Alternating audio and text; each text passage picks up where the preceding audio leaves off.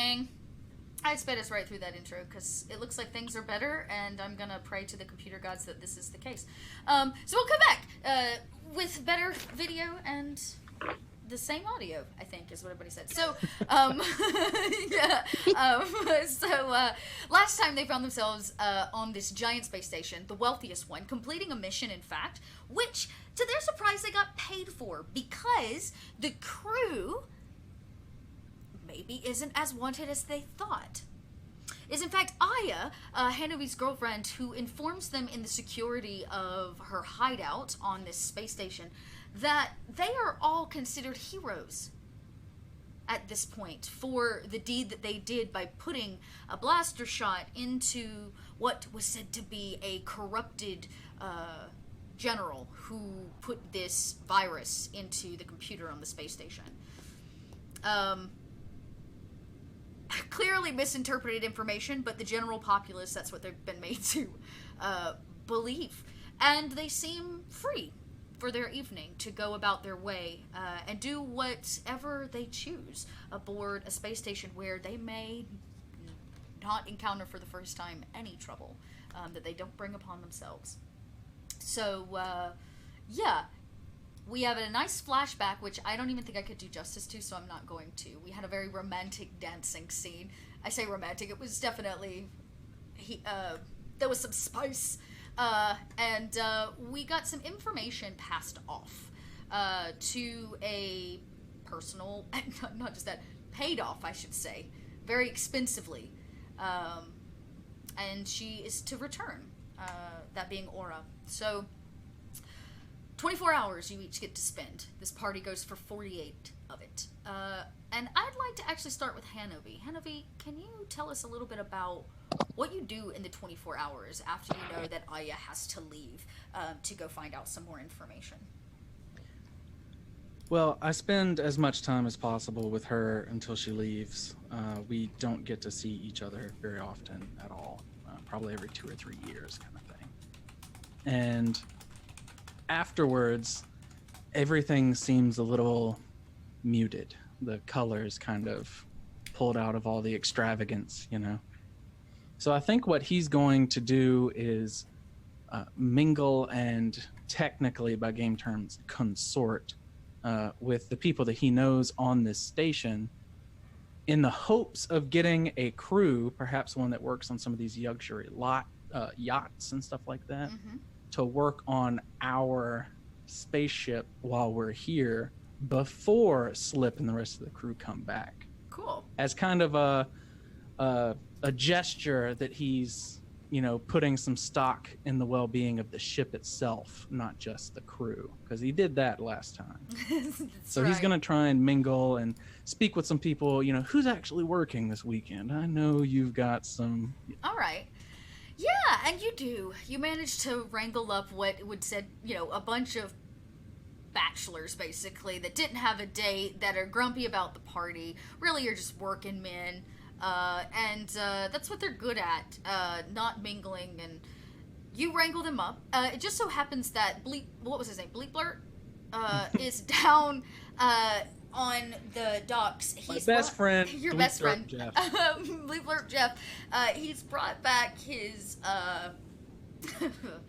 his date to because the docks were supposed to be quiet, and you catch them in a moment of mucus sharing when when you guys get to the ports. They quickly separate, and the men begin working and patching the ship. They, of course, are going to want payment. Yes, I'm going to pay them and get them drinks and all that kind of stuff. We have plenty of cred now. Yeah. I am going to approach my man, Dweep Derp Jeff, and give him a crisp salute and say, "Sir, permission to work on this vehicle. I know that this is after hours. I hope that we're not intruding on your alone time." Wink.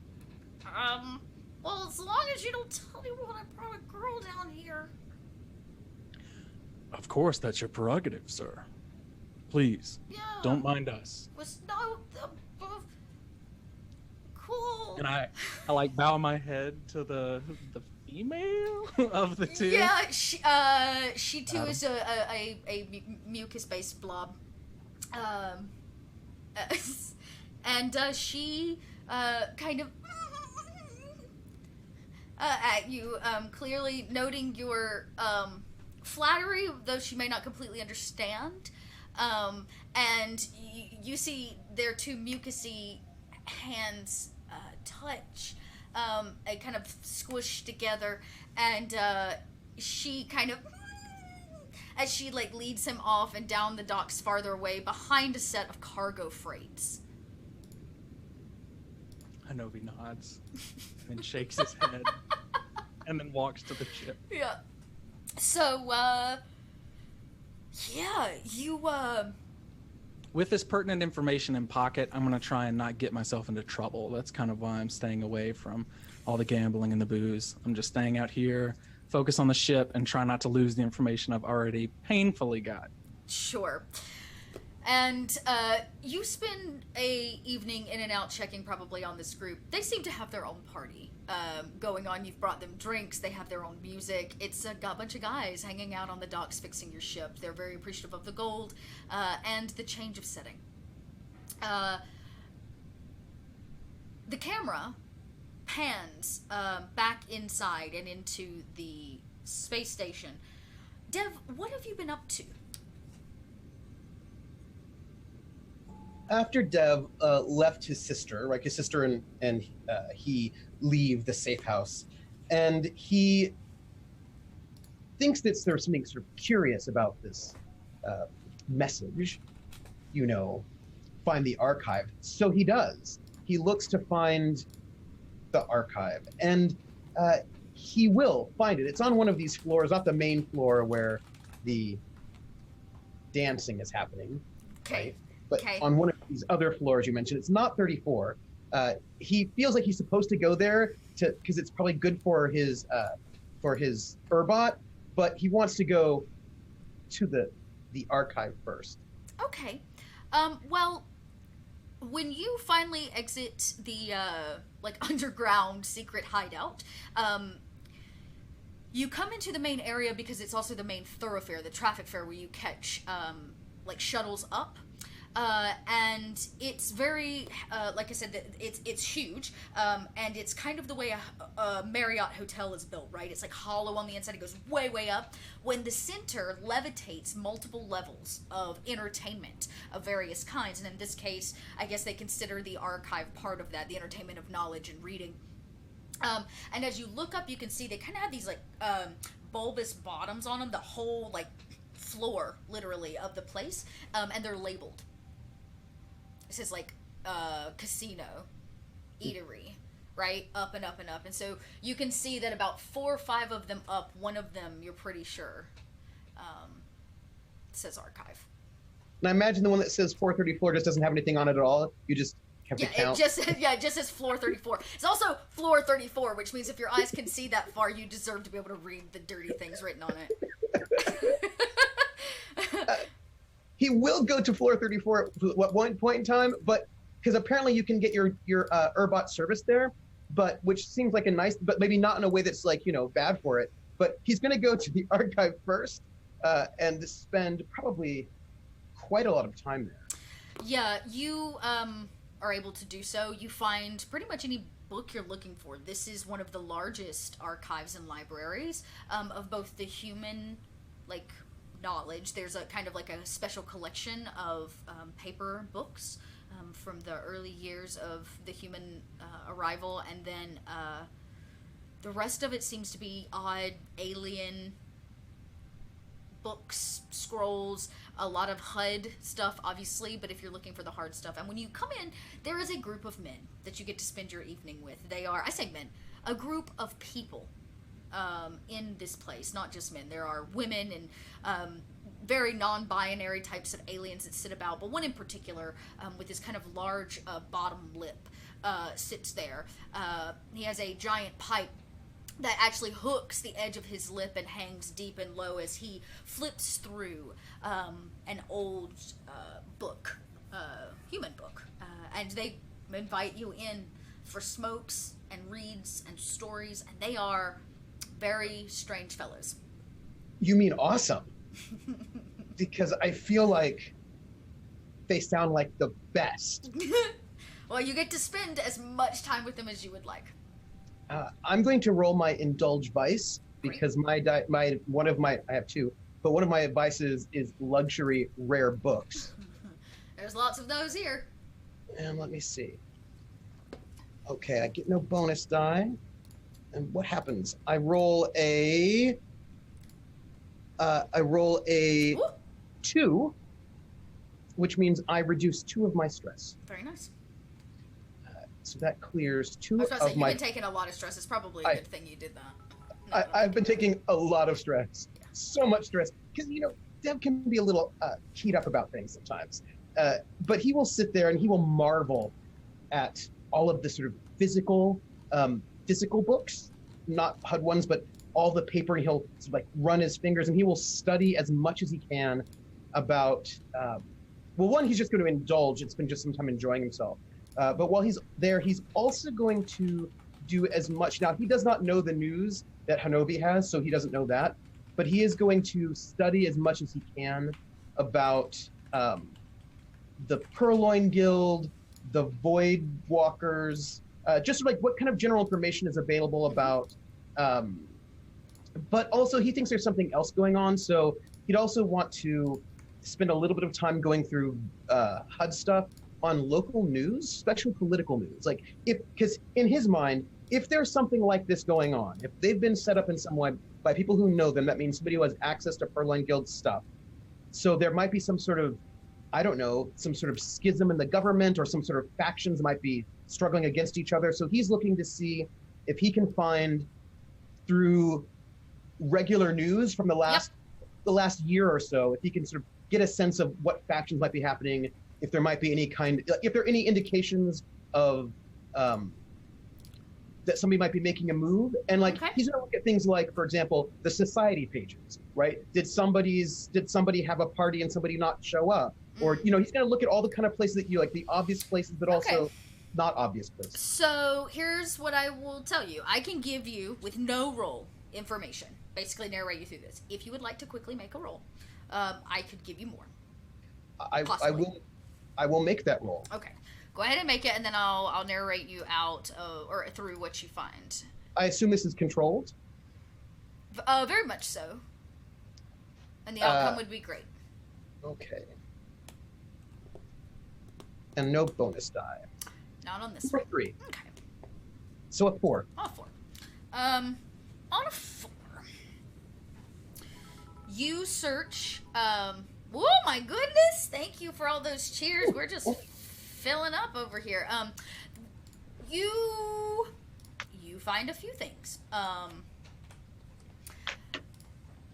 Most importantly, in kind of the general knowledge of the guild, you're not going to find that anywhere but military records. The general news is highly regulated because they want the mass populace under control. Mm-hmm. Highly so that's what regulated. he's looking for. That's why he's looking for the kind of places where intelligence might sneak in ways that you don't expect, right? Right. Like, who went to whose party? Oh, so and so should put so and so's. Right. Like if you ever look at the 1920s New York Times society pages. Yeah. Like, oh, Judge so and so showed up at the daughter of so and so's, Sweet 16 party. Right. Interesting. Right. That kind of a thing. So you go all the way back to the beginning of the guild, trying to remember. The first thing it started with was the president.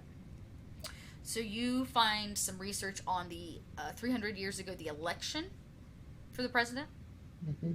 You find information, and I'll kind of give you some more on this, but this is just the general list. Information on the president's election process 300 years ago. The instillment of the military and a special arm of the government, which you can only rightfully assume in the older archives 300 years ago, it wasn't named yet, but it became the Purloin Guild. Mm-hmm. And then you note the 5 times in 300 years that the president has physically appeared in person. Any pattern? Ooh. This is going to be a very difficult role. Because it's not based on you finding information, it's based on you deciphering it. it Mm-hmm. because you found it. So I'll give you another roll to see if you can find any kind of interesting pattern in the appearances of the president. But you start searching through military news because you know that the military has a separate news channel, Mm-hmm. as the military does. Yep. And it gives different information. Usually about things that people should be on the lookout for, people in particular. I do not get anything on the president, the pattern on the president's. You will, but I'm gonna have to have you roll for it separately. But the military seems heavily more interested in pinging people of interest. So this turns out to be, if you're looking for people, a lot better. Most importantly, a group aboard this space station, and actually both the two luxury space stations, called the High Mafia, has become a recent interest in the military. They're doing a lot of trading, and they're becoming very wealthy, and they are said to possibly be the group that's moving a new drug in and around through the ranks of these two space stations. More importantly, they believe that they have started up a resistance, a group of people that believe the president is not real. Oh. Oh. And that any such talk and any sight of a high mafia member is basically a bounty. Shoot and kill on spot. Oh. And this is the drug that may just kill you? Like may have you be lost in the internet? It doesn't say. I mean, this is like general news, but this is that a new form of like a biological cybernetic drug is being moved. Because we'd heard about this. We'd heard about a drug that... Yes, because you guys travel and you're not sequestered to like a small colony, there is talk always of like the different things and the, hey, try this, and those kind of things. But there's one that seems to hold a reputation because rarely anybody physically survives, I'll say. Their bodies don't survive the process. But it allows you to do crazy wild hacking if it works. It takes your mind and connects it to a wireless server, basically. Remote server. It's basically attaching you to Wi-Fi. Mm-hmm. It's your Wi-Fi chip. And it's swallowed, and it attaches to your spinal column. That sounds healthy. Says the medical Sounds records. fun. Yeah. Sounds super healthy. But this is kind of what you managed to get. Now, very quickly, for the president, if you would like to quickly decipher or try to do something with the 5 appearances that she has made. What do I want to have you roll for that? Well, you tell me. Study? Yeah, we could do a study. Go for it. Because I'm not hacking, like I'm trying to use my pattern recognition, right? Yeah, that's definitely a study then. So roll it as a study, but this is going to be risky, and this will be risky. Okay. And that's all I'm going to say. And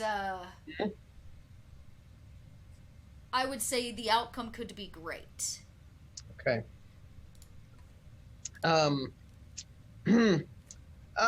Gang, I have a question. All of my friends here.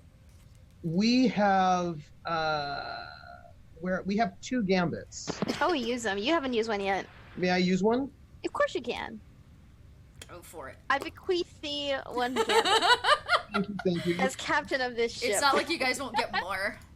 As producer of extra gambits, by all means, go right on ahead. New rule: every time you ask for a gambit, we burn a gambit. Oh no! 6. A 6. And it was the gambit that did it. So thank Sweet you. as. You have spent pretty much the last 24 hours digging through information. This is a lot of information. You've had to watch a lot of news reports. You've had to do a lot of Google searching, basically. If I can keep a copy of what the president looks like, that would be nice. But what she looked in the last. Sure. You From the managed news? to save. You want to save the last appearance of her? Or do you want to save all 5 appearances? Well, it's there 5, and I can just download I would love to. Yeah, you download all 5 of them and run them through kind of your personal HUD. With the 6, I'd say you were smart enough to realize if you had ran it through an attached database, you might have piqued some interest. Yeah. So you run it through your own personal HUD. Maybe Teddy processes some of it for you, but you come out the other side exhausted. You do manage to print the 5 images. I say print them. They're kind To my of HUD. to your HUD, so that you can kind of scroll through them. And you scroll and you scroll and you look and you look, and all 5 of them have these things in common. Each time the president has made a public appearance, they have made a speech behind a podium. The setup is always the same. It's heavily guarded, but people are allowed in.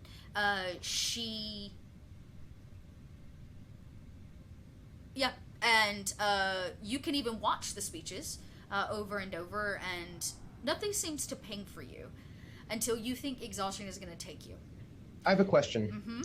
As I'm watching these 5 speeches that are all the same in terms of their setup, I just have, here are my follow-up questions. 1, when was the last speech? How long ago was it? Okay. And how long is it between speeches? Okay. Is there like a random number, or is there like every 75 years or whatever? Got it. And then the next question I would ask is it possible, looking at these news footages, that this is not a real person? Could this be, for example, computer generated, right? Like, cause this is like my thought, and I'm going to keep this and show it to my sister because she has better hacking. Like, I have no hacking, but I'm just trying to look at, say, like, is there anything weird about the speech patterns or the words that are used? Is it like, for example, every time this one word is used, it's the same inflection as if it were like a copy paste? So kind of getting a sense, like, could this be like a copy paste situation? How often are there new words, or are they the same phrases? Okay, so this person, she is female, she's beautiful, she's bald, she keeps her head shaved, she always wears a very tight suit,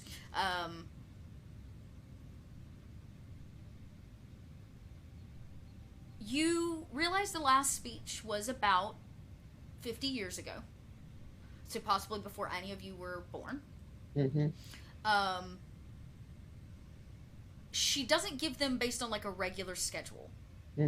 Most of the time, the president addresses the galaxy, literally, on a special occasion or event. So one of these was like an awards ceremony for dealing with some raiders in an off-colony planet that had been like plaguing this section for a while. That was a very early on one.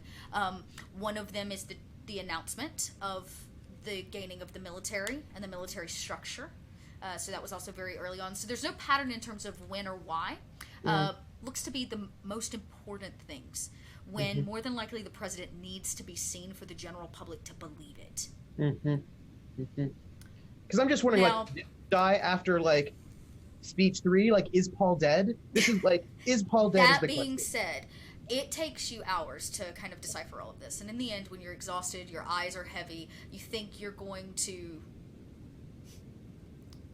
give up. You realize a pattern and where the break happens. This is a person, a real person. Like, it is not a hologram. You can promise yourself that. In every speech, the president makes a gesture when she speaks with her hand in the final kind of moments of the speech. The 4th of the 5, it's made with the left hand and not the right. But You don't know if it's a fluke. The 5th one's made, again, with the right hand. You don't know if it's a fluke, but it prompts you to start going back through everything, and you realize that the president is right-handed, and that whoever the president was standing up there was left-handed. And that one speech, that on the 4th one, what was that speech? That speech was that one was about 110, maybe 20 years ago, give or take, and that one was about it was actually the invention of the machine parts that you just recovered. The one that takes Oh. water out of the air, it turns it into clean, running water for these 2 space stations. It was a very big deal, and is what allowed the 2 luxury stations to come into being. Really, is the amount of clean water that can be populated at such a rate. I'm going to take all of this information. I'm going to note it. Okay. I'm going to have it in my personal HUD, and I'm going to have have a separate copy of that hidden in Teddy, because I like to have the most important information also hidden somewhere that is not on my person to be found, just in case. And then I will, after having sort of had a cigar, a pipe with my friends, and touched books, touched them, and no, they're books, they're physical things, you can touch them, and sort of told some book stories. I will make my way towards I'm going to make my way quickly to room 34, and I'm sure that Dev will sit there for 15 minutes or 5 minutes or 15 seconds before he leaves, and then meet the rest of the gang. Do you leave Teddy? No. Once I realized what was going on, I was like, oh. Yeah, Oh. you definitely get up there, and it doesn't take you long. A couple droids come up to Teddy and begin putting tools in places that you would have to ask permission for. No, wait, sorry. Wrong floor. And then we're gonna just... Teddy tries to fight you and tells you that he's in dire need of servicing.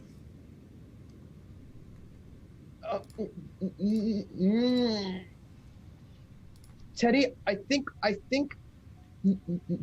we should go. You manage to scoop him up against his own best wishes and make your way downstairs. Like I said, time kind of... You don't know how much time has passed, but a lot has. This place is not... You're not supposed to ask what time it is on a place like this.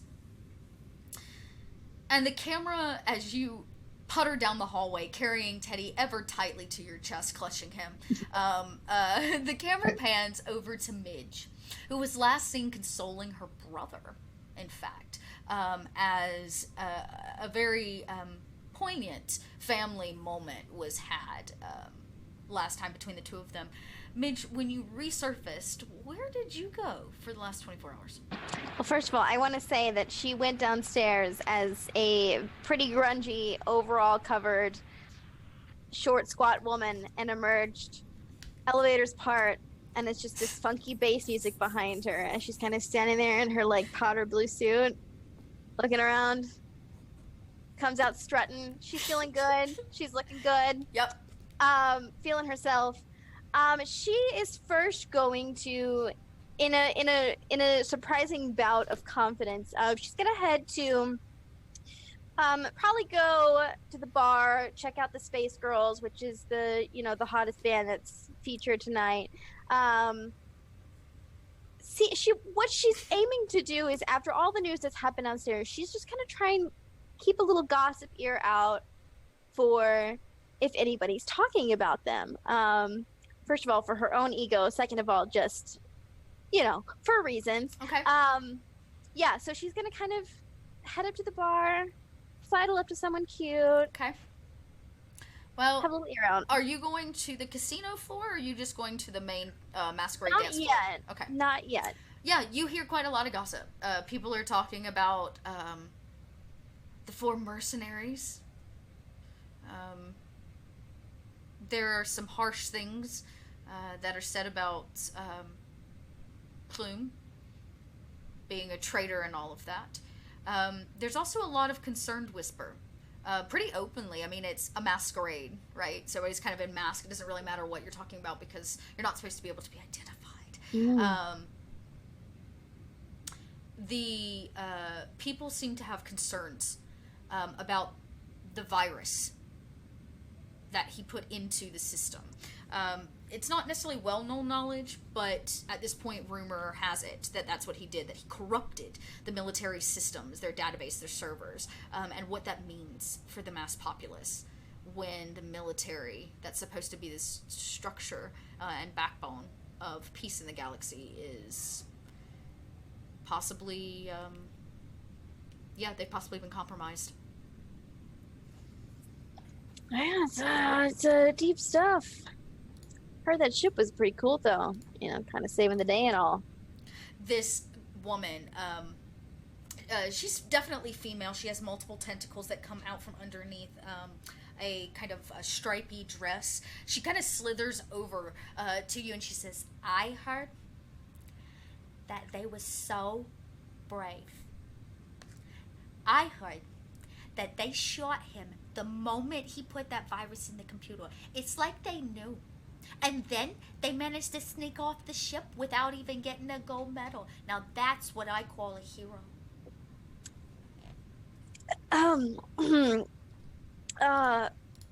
Yeah, very heroic. You come here often? Oh, I live here, honey. Oh, you live here? Oh, not Wow. here, up there. And she like points up, you know, like many, many floors. Many floors. Love it. Oh wow. I'm Slip. It's nice to meet you. She kind of hands. Slip. Mm-hmm. Oh. Well, I'm Madam Gentry. It's nice. A very large tentacle comes forward. I kind of awkwardly take a sip of my drink, clear my throat. Well, this has been fun, but not really. I'm gonna go back to the dance floor tonight. And just know it. I'm gonna meet a man. Oh man. Okay. Well, you have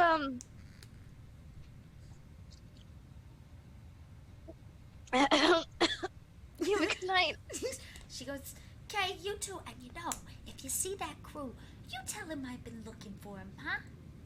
I'd like to plant a big old kiss on that dead eye." Oh, okay. Yeah. I don't know what they look like, but I'll sure let them know. All of her tentacles under her dress kind of like quiver and sliver as she talks about dead eye. And she she slithers back off towards the dance floor. The night, and a few hours pass, pretty much the Not my same time. age. Not my time. Yeah. Not my Would time. you Slip? Where? What are you doing now that you've listened to the gossip? After the embarrassing faux pas, she's gonna I'm gonna kind of stroll around, kind of check out what's the sitch before my little beady eyes happen across a sign for gambling. And as much as I would love to resist, You can't. Not that. we're on a good high. All right, we've had some not so much wins, but we've had some pretty good wins recently, and I feel a little bit richer. So I'm gonna go test my luck at some baccarat or Yeah. blackjack. Well, or and something. you know that the most interesting of people are drawn to gambling. Oh, of course, only the best, only the finest. And probably the gossip you didn't hear cordially on the main floor, you'll hear with much more verbose. And the as I'm gambling on my way up, I actually don't know if we have this. Do we have some kind of like essentially walkie-talkie type of communication where I can just kind of check in on my brother? I want to think your ship has a comm system, but I will leave that to all of you if you want to be. I know you have some kind of HUD system, right, Dev, that you like carry with you. I'm sure you could be contacted via I can that. Wi-Fi him an email, like a little text Yeah, message. I'm sure that there's no like this is not like Star Trek. Like you guys don't have like an actual individual comm system, but you probably can get to him via HUD pretty easy. But you can text me. Yeah. I mean, I would Yeah. hope we still have texting technology. Call me, beat me if you want to I think reach at me. this point, if we can take air and turn it to water, I think we can definitely get a message. So go ahead. But is the ooey really bad though? Is the question. I just want to know, did they like just change the graphical user interface so it looks awful? I'm just asking. Yes, they did. They rounded all of the edges. Yeah, I'm gonna type up a little message like, "Hey, being good. How are you?" You're currently exiting floor 34. I will text back and I will say, and I actually type that out, and then there's like a dot dot dot. And I say, was just reading. Just reading. I'm gonna assume he is up to as no good as I am up to no good. And since I don't want to expose myself, I'm just gonna let it slide. Great. And have slide, fun. as slide you do, and you take that as your signal, and you enter the casino. It is more alive than you could have ever possibly imagined. I don't know where you usually gambled, but you've never seen a casino this large. Not with this many machines, this many opportunities, this many people. And what I'm going to let you do is, you wanted to play, you know, whatever game, I guess, of your choice. I'm going to have you make a fortune roll. Okay. Because I think that is, for the first time, super duper appropriate. And of course I closed my book because I'm a goober. Where do I roll a fortune roll? This is a good I question. want to think it is just the regular dice pool. Let me double check that before I get too saucy on it, but I'm pretty sure that's how it works. This one. Oh, I see it at the bottom. I Yeah. see it. There you go. Okay. Yep. So go ahead and roll that fortune. Let's just see. Flat out Okay. fortune roll. This looks weird. I will test No, that. that's it. Okay. A 6 and a 5. Holy crap. Well, okay, fine. You're super lucky. I'm a lucky bitch. And you're not just super lucky. I'm gonna actually say you managed to make some money. You go up in a cred. I love that sound. A whole cred. I love that sound. Yeah, well, you know, they don't call me Slip Magic Fingers for nothing. And yep. And I'm just gonna push them all out. Now, you were very lucky, but I will say, just in case you want to get some more gossip, I will let you roll again here to kind of tune in and listen. Okay. But I think, how would you do it? How would you, while you're gambling successfully nonetheless, Okay. find out the additional gossip that you want to know? Well, she's already got a pretty good poker face. I'm assuming they're all kind of sitting at the table. She takes a sip, thing of her cigarette, a thing. I was about to say swig. I'm losing my mind. Puff. A swig of her cigarette. Greg, thank you. We got you. Kind of blows it out. And leans over to the side and I don't know about you, but news off that station is awful. It's a little weird, ain't it? You know? No, something doesn't seem right. This reptilian creature sits next to you. He dresses in a very expensive suit. It seems to have cybernetics like built into the fabric of it. As it moves and glistens, it looks like coating. And he straightens a matching bow tie that you realize is sharp around the edges. Like a weapon? Oh, interesting. Yes, like possibly. I guess if you had a killer mindset, you could kill somebody with this bow tie. It would fly very aerodynamically through the air if thrown. What are you guys playing? You said craps? Yeah, sure. Okay. He smokes on something. It's kind of smells like incense as he inhales. It's got a very rich tone to it, and he blows it out in this giant kind of smoke bubble and sucks it right back up. He exhales it out of his nose. Yeah. What about it? I mean, I don't know much about it. I just all gossiping about some hoity-toity ship that's saved the day or some shit. I don't know. Because nobody saves the day in this galaxy. That's what I'm saying. I bet it's a cover story. I bet you that general did something they didn't want, and they made the whole thing up.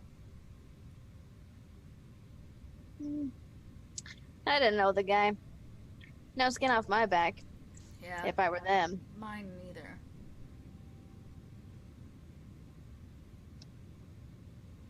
The bow tie's awful pointy. You can poke your eye out with that? You could poke an eye out with that. I have poked an eye out with it.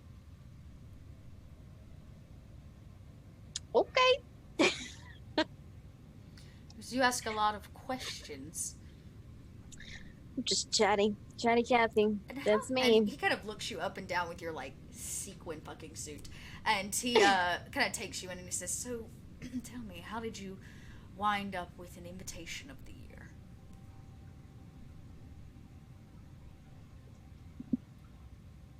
You saying I don't deserve to be here? I said no such thing. Seem to be asking a lot of questions. That's what I said.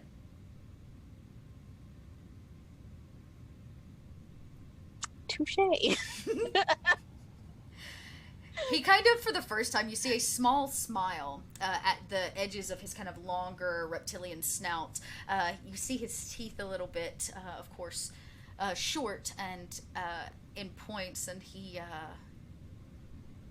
kind of growls in his chest as he, you think, laughed at you. You're pretty sure he laughed at you. He says, you know, it's pretty amazing, this shindig. Can you believe the High Mafia pays for all of it? No. Is it really? Who else do you think pays for it? The president's not gonna come off a single cred. I don't know, some bougie fucks from Who do Xylon you Theta, I think guess. The I don't High know. Mafia is. I heard.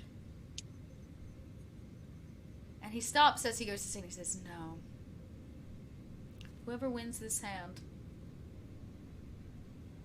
if I win, you tell me what you're doing here. If I win, or if you win, I'll tell you. Feeling lucky. Are you? Push my chips out. He says, I love it when they feel lucky. And he looks right at the dealer at the table, who's this, like, stout plump of a man. He looks at you with multiple eyes, and kind of warbles some instructions, and all the chips go in. A few other people at the table join. I'm gonna have you make another fortune roll. Okay, I'm gonna take the less gambit. Cool. and not stress. You got this. You got this. Wait, is that right? A Is it only 4. supposed to roll 2? It might be because you've already done it once. Like, your fortune gets less and less when you roll multiple times in a day, I bet. Okay. That's the only thing I can imagine. But a 4 is good enough. Okay. That's all you needed, because I'm not even gonna roll. You win the hand. The dealer gurgles. Also, thank you for all those bits out there. And he passes the chips off to you. Your fortune has held up. Like I said, you walk away with a whole new cred dot from this experience. The reptile seems a little perturbed. The scales on his neck, which you didn't even realize are there, begin to kind of stand up in his aggression. And he says, fine. What can I say? I heard that it's the High Mafia who wants to break the military. Tell me something I don't know. He goes, no. It's not just about breaking the military down. It's why. Is that gonna cost me another round? No. I'll tell you that one for free.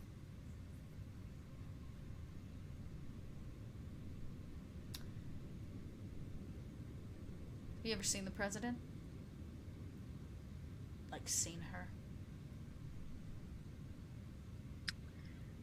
Just some old VODs. Yeah. Me neither. They believe she's not real. They believe they can prove it.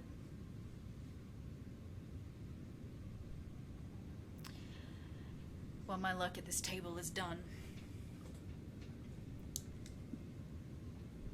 Until next time, Slip. Yep. See ya. He walks off. There's definitely a reptilian tail that sways behind him. It has Sweat dripping from my sequence. And you have a very successful run. Maybe it's because you've taken a bit of time off from gambling, but you have good fortune. And the camera pans down. Thank God. To the bar. Janice sits exactly probably where he sat last time, waiting on important information. The booze has been aplenty, the women beautiful. They've even talked to you. Some of them might have even asked you to dance, Janice. But what you are enjoying the most is the fact of the rumors that have begun to spread in the last 24 hours as open gossip about the four of you.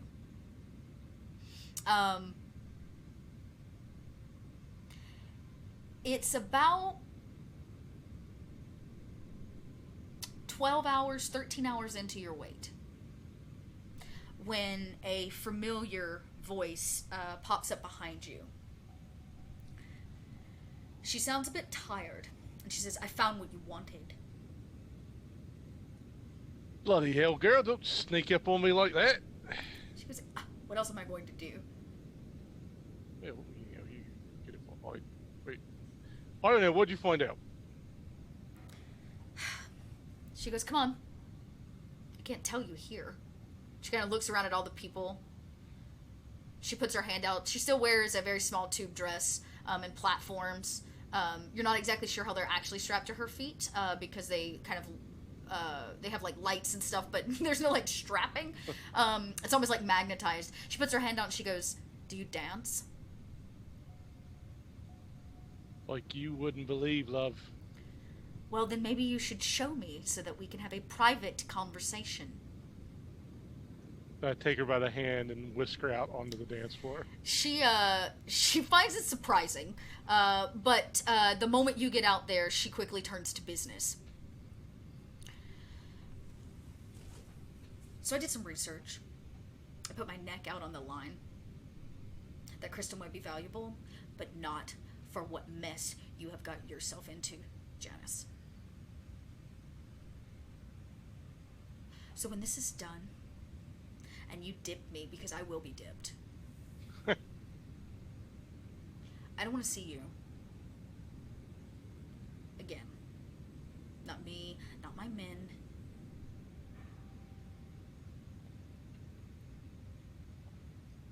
This whole mess, it's not about you.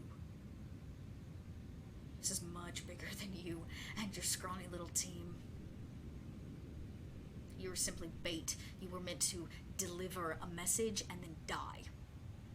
But as usual, Janice, your luck precedes you, and you and your team got out.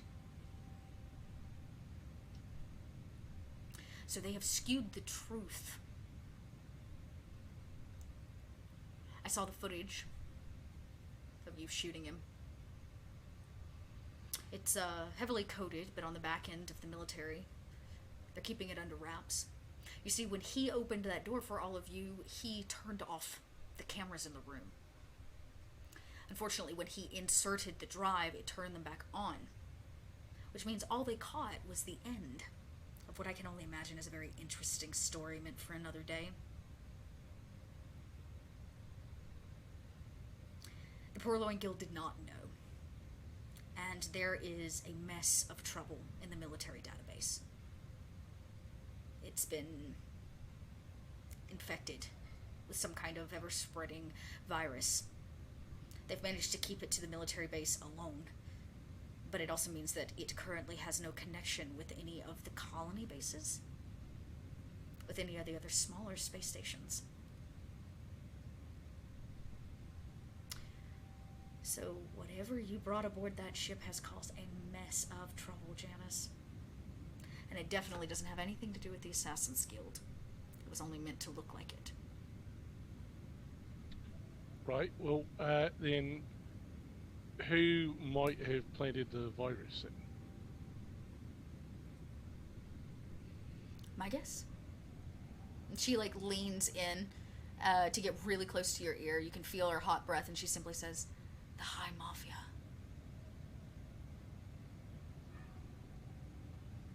pauses for a moment and kind of looks around, sort of surveying the scene to see if there's anyone else around, and he leans in.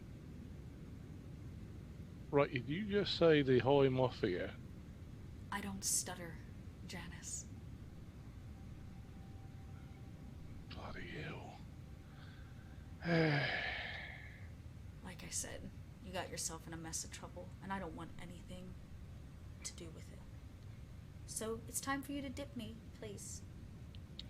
So as he goes and he dips her down, he says, well, you know, just like with Ren, you're not the first lady to leave me high and dry. She kind of laughs, and as you go to bring her up, something comes from out of the crowd. A strange whistling sound. As a dart pings into the side of her neck. Very exposed as you were dipping her. Oh. It injects something very quickly. You hear like her eyes kind of like dilate, and she is kind of grasping for words and like answers as I'm sure you bring her forward. Is there anything you like to do? I'll give you a second. Well, shit. So, did I see the direction from which it came? Yes, I would say so. It definitely came from one of the upper floors and off to your right. All right. So I quickly sort of spin her off of the dance floor towards the booth. Okay. She's pretty limp and goes very willingly. Yeah. She's kind of like, I can't breathe. Just, you gotta go. You gotta go. She kind of takes a few deep breaths as her eyes roll into the back of her head. She goes limp. Fuck. Why do people always end up dead around me? The three of you, camera pans, are making your way down after hours, 24 hours in fact, of doing whatever it is you were doing. And your eye can't help but catch Janice at a corner booth, kind of speaking to a woman who seems to be passed out. You do not know her.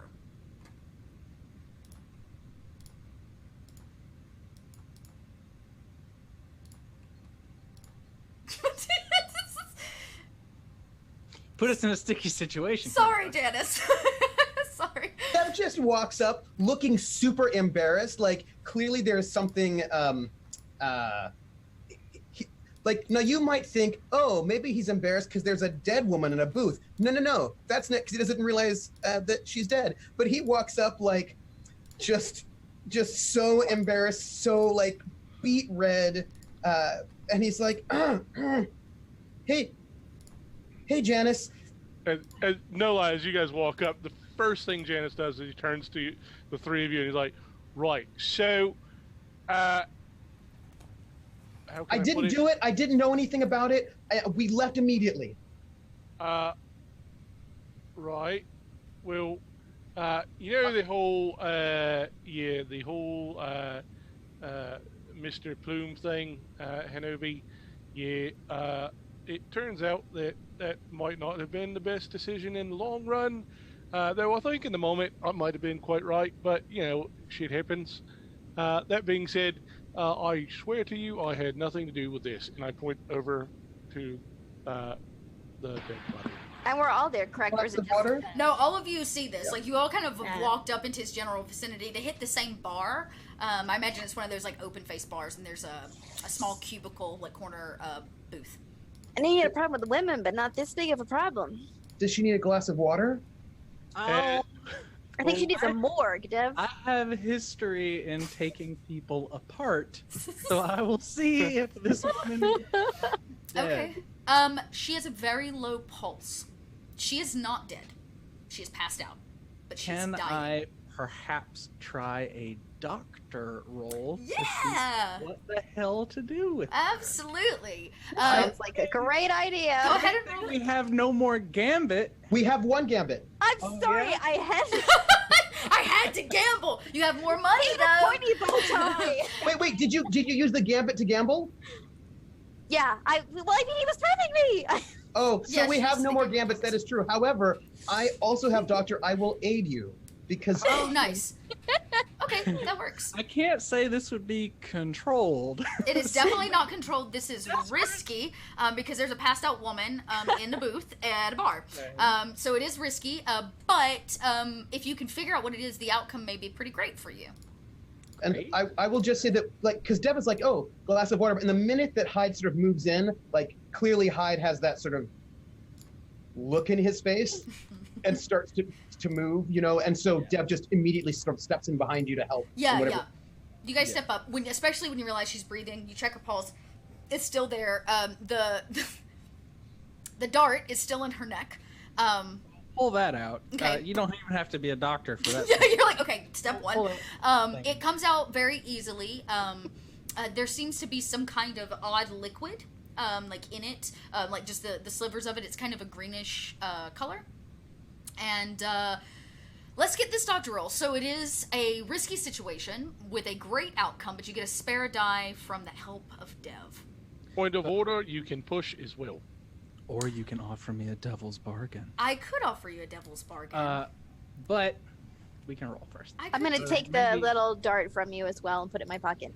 Sure. I'll like tear a piece of coaster off and put the end of the dart like so it won't poke you.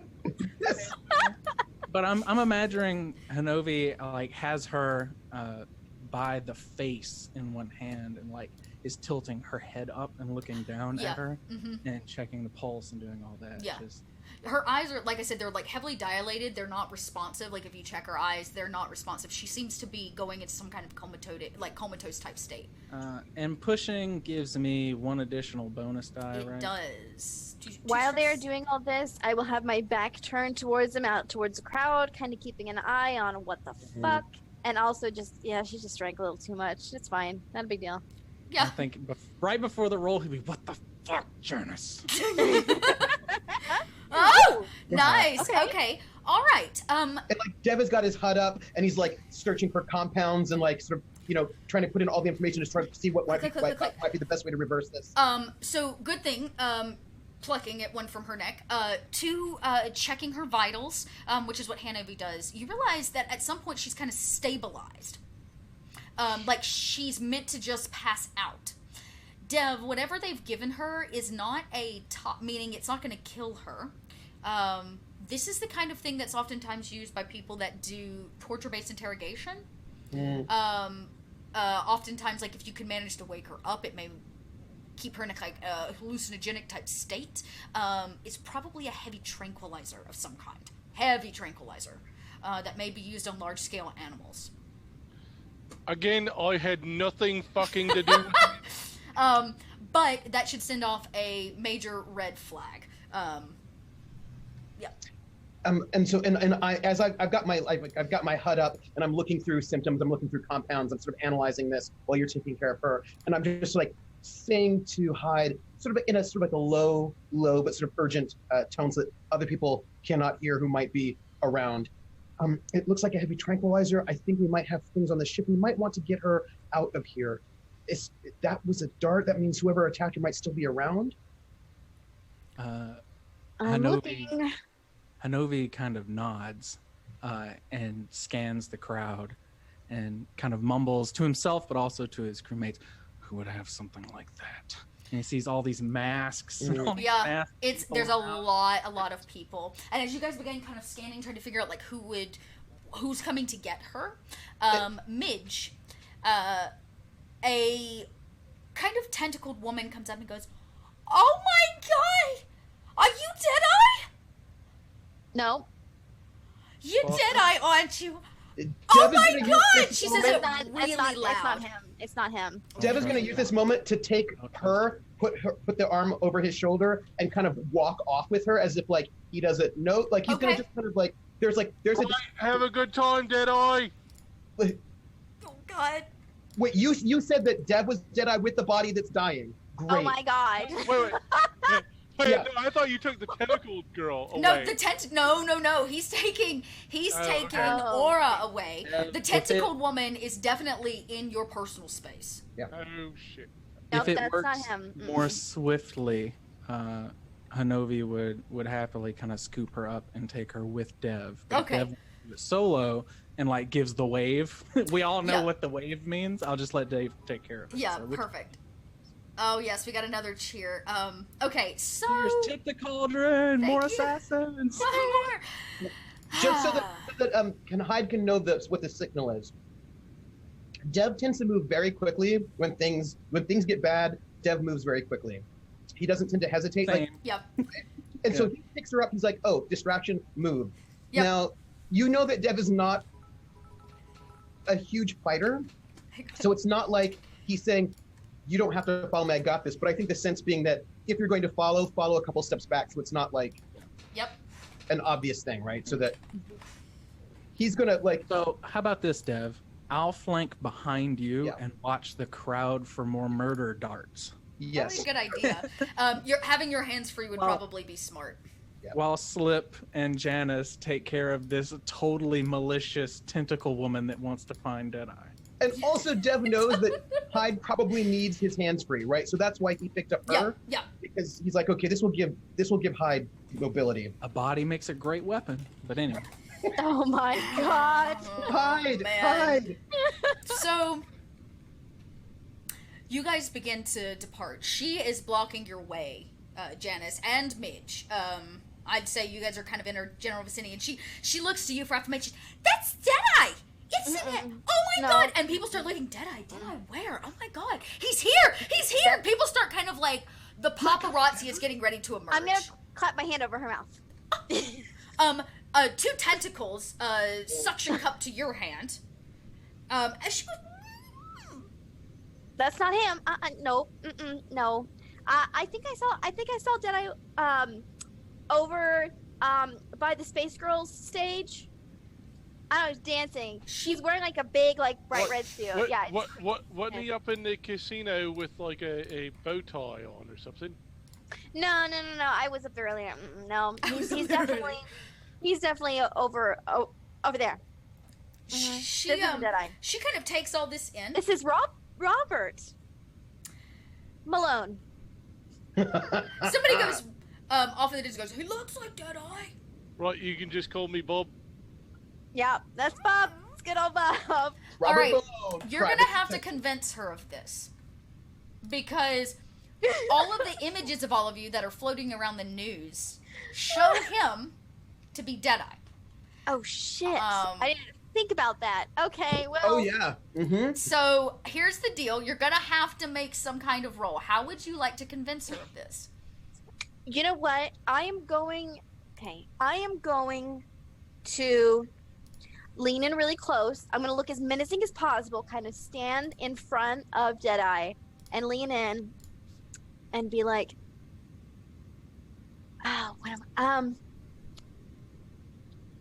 he's just really not interested in the paparazzi right now. We need you to keep your space. So if you could back away now, please, that would be great. And I would pretend essentially to be his bodyguard, personal assistant manager. Oh, so you're gonna play it off like it actually is Deadeye? Yeah, but Okay. she, you know, Yeah. we can get her. I'm more than happy to arrange a private meetup if that's what you would like, or an autograph. But you need to keep it. It's really, we won't be able to do it if he's. Oh my harming- god! Of course. So What was I even thinking? I know, just keep it down. Great. So- I'm so sorry. All of her tentacles are like moving and being very verbal, verbally responsive, and she goes, okay, here's my room number, and a tentacle comes up and like gives you. You send him up whenever he is ready. I am gonna go back. I'm And what's gonna your fresh. name again? What? She kind of like smiles. She says, "I'll go by whatever he wants to call me." Ginger Rogers. Got it. Okay. We'll call. We'll give you a call. And she says, "So I'm gonna go freshen up. I see him soon. Okay." Just keep it down. And she kind of like swaddles off, and a few people watch, and the rumor has now started to pass around the boat that Deadeye may be on board. Okay, let's get out. Let's go. You guys quickly catch pace to catch up with Dev and Hanover. Where are you guys headed? Dev, where are you and Hanover there. headed? Okay. Well, we have a med bay on our ship, I assume. You do. Yeah. So, and because we know that there's some kind of attacker the first place that Dev would head towards the shipyards. Okay. He would try to go. So here's what he's thinking. This is what's in his mind. His mind is there's someone who's hostile who wants to take us. I know that Hyde has my back, so I want to go somewhere where we can't be ambushed. Right? I don't want to. Like I don't want to be like, let me go take a secret route where we'll be ambushed with no witnesses. So I want to go somewhere that's not like all of the witnesses where there's such a huge crowd that people could like stab us, shank us, and it would be too busy to be seen, but not somewhere so remote where we can be ambushed. So I want to sort of take a medium path. Yeah, so you managed to, you realize actually probably the way you came in, going straight to the docks as an average passenger is probably the best thing. One, because most everybody's in the main section, and two, Hanover, you know that you've got some dudes down at the docks who have been fixing the ship, and they seem really chill with you, and they're not going to probably give you any issue, even if you bring a partially passed out woman back. Take that for what you will. Yeah, you all four managed to get her back. They finished most of the repairs. These guys are really good. Like, really, really good. Yeah, your ship's looking kind of fresh there, Slip. As you guys come on board the medical bay, talk to me about what is the plan here. Once we get in, I just, I say, sis, lock everything down, make sure that nobody comes on. And just, if you notice anyone loitering in a way that's, too interested in our ship, just let us know. Could you, thanks, sis.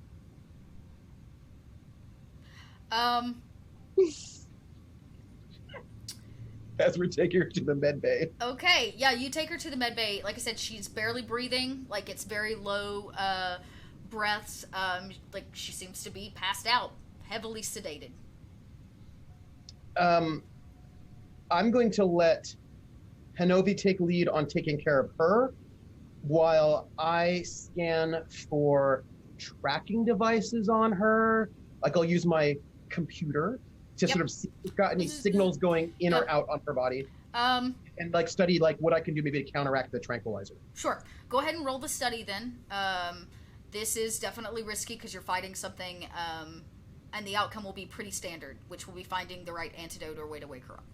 While he's taking care of her. While he's taking care of her, yeah. She, like I said, she seems pretty stable. As you go to Hanover, kind of lay her out very appropriately on the table and those kind of things, even though she's in a very short dress, something falls out from between her legs. It's heavy and large. The fucking crystal. It's you might have seen one before, but a very large fuel prism falls out unprocessed from between her legs. I drag open one of the drawers that's full of gauze and toss it in there and close the drawer. I love it. It clatters and clangs. Deb, just in time for you to turn around. I don't even know if you caught it, as you have been scanning trying to figure this out. On a 4, there is always the easy option, which is keep her stable and let her wake up at her own pace. You could try to pump her full of some adrenaline.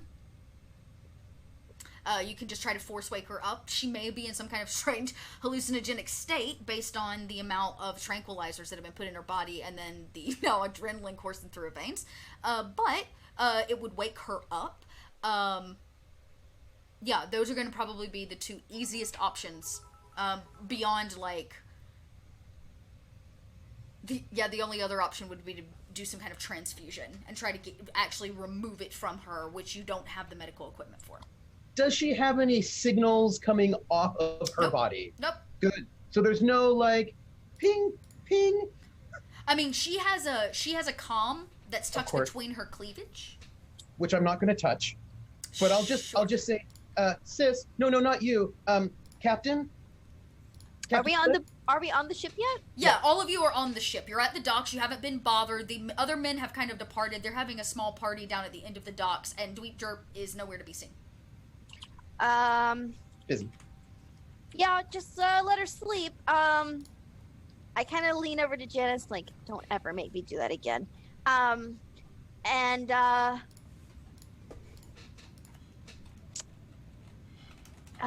She's gonna instruct Dev to get the ship ready to go, and kind of keep an eye out on the dock. Okay. For any kind of irregular movement. Also, what the fuck happened with my ship? Yeah, it's definitely It they've looks- yeah Difference? they messed it up. They've messed with it. they messed it up. They messed it up. By messing it up, they have made it significantly more secure, airtight.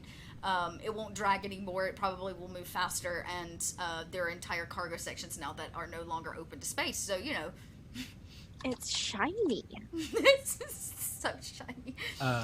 Hyde kind of chimes in at this point because he's standing at this woman. He was like in full ready mode for her to be dying. So the fact that it's a tranquilizer, he kind of furrows his brow and his lips get even tighter. And he says, "What's the play here? Why would you stick her with a tranquilizer on a dance floor? Right. What good does So that do?" again, I don't know. it was not me. So we were there dancing. She's my sort of information broker. She had me a favor with a little bit of information. She's going to give me trying to find out what the hell was going on. And while we were there dancing, that little dot thing came from one of the upper floors and stuck her right in the neck. Information broker? Yep, that would be correct. She owed me a favor from back in the day. I got out of a wee bit of trouble. Maybe she owes a lot of people some favors. Ever thought of that? Could be. Oh, I mean, she dropped a fucking crystal out of her crotch. I'd be willing to bet that that might have made her quite a target. It is quite valuable, I understand. Pardon me, if I might. We probably shouldn't leave with her because that would be kidnapping. And maybe we're being set up a second time, but this time for kidnapping. Maybe not. I mean, it's possible. Do you want to dump her on the dock? No, but maybe getting her, We don't have to make way right now, do we? Just Not wait for her to wake up. necessarily. I mean, I was on a roll at the table, let me tell you what. So Hyde stay happily longer. pulls out this 4-inch long syringe full of adrenaline. Yeah. He's like, I mean, we can wake her up right now. Huge. Is that gonna kill her? I just don't know the plan for, let's say you're, I don't know, an assassin or something. Why would you stick her full of tranquilizer mid-dance on a populated dance floor in the hands of someone like Deadeye? Well, about that, so I was, totally not gambling. Midge. It was that I won a lot of money, okay? Sue me. Anyway, there was a dude there with, like, a really weird bow tie, crocodile-looking dude. Anyway, he, was kind of talking something about the mafia. Have we ever heard of the mafia, like, just in casual conversation? Or is this, like, you haven't even heard about the Purloin Guild, you haven't even heard about the mafia kind of thing? The mafia, as all good mafias, they don't want you to know about them, right? Oh No. Yes. Oh no. Oh, no. yes. No. Oh it's yes. magic. Oh, no. no. The consequence bar is full. Okay, we'll get to consequences because there will be some. Oh no. Oh my god. As any good mafia, you don't want to be known as the mafia. Well, no. Most mafioso are usually very much in the limelight. They spend their money for philanthropic means. They host giant parties. Uh-huh. It is known that they are there, but the general individual, we'll say, within this galaxy, only references the high mafia when you want to consider them criminals. The rest of the time, they're just wealthy families that do things like vote the president in, and fund giant parties, and make sure that medicine makes it to colonized planets. When you reference them as the high mafia, you recognize their criminal activities underneath all of that. Yeah, so he kind of told me that they own, like, all of this. Like all of it. He probably was in the mafia himself. He seemed kind of mafia-ish. I'm just gonna say, but he seemed believable. They probably know we're here. I think they were trying to shut her up before she said what she already said to Deadeye. Well, they didn't kill that dude. but why would they just not? But Mr. Hyde's question, I think, is really the smart one. Why would they not kill her if? I think they're. So, look, I think that they're the ones who set us up. And if so, and they figured we were here and this is their party, then they might be trying to set us up again. Wouldn't the better setup be to kill her? But here's what I'm thinking. It seems like they work in two stages. Like, they're not so direct. They're more like sideways. So they use us to mess with the military as opposed to just messing with the military themselves. So maybe they want to have her pass out, we freak out and leave, which then makes it look like we've kidnapped someone, which then, right, it seems like they try to keep their hands dirty but make it look like we did. Like, they try to reverse psychology. No, maybe it's more just direct psychology. Check her with the adrenaline. Do the thing. Wake her up. So Hyde opens up the front little part of her dress and pulls it away to expose her breast. Yeah. And you like jam it right in. Could have had. Could have been a little more gentle. She sits No up. alcohol. Straight. Did clean it. Just right in. Oh my She god. sits up straight, screaming. I cover her mouth and push her back down. No, oh my god! Just leave her And alone. Look at her. We're friends. Her eyes are on the giant syringe that sticks out of her chest.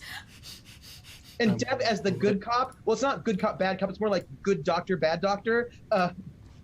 Removes it swiftly, expertly, but not maliciously. She I was gonna say I'm gonna pull it out on 3 and pull it out. Oh my god. and she grunts and her eyebrows furrow. And then, of course, Deb puts a little gauze pad where the needle comes out and puts a little bandage on it. Is somebody holding her down? That would be Hyde. Janice, No. where are you? Yeah, but I'm right there, and I'm just saying, welcome to the after party, love. me.